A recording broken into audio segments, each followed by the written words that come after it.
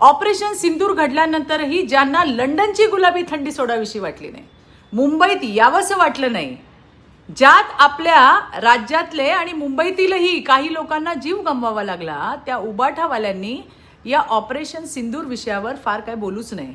अरे उलट तुम्ही त्यावेळेला भारतीय सैन्याच्या शौर्यावर सुद्धा शंका उपस्थित केली होती, तेव्हा लाज नाही वाटली?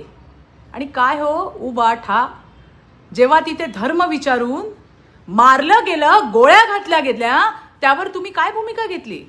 तेव्हा तर तुम्ही मूग गिळून गप्प बसला होतात. आता निवडणुका आल्यावर तुम्हाला हिंदुत्व आठवलं.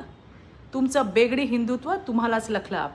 कारण आज तुम्ही भारतीय क्रिकेट संघावर दबाव आणून पाकिस्तान संघाची मदतच करत आहात.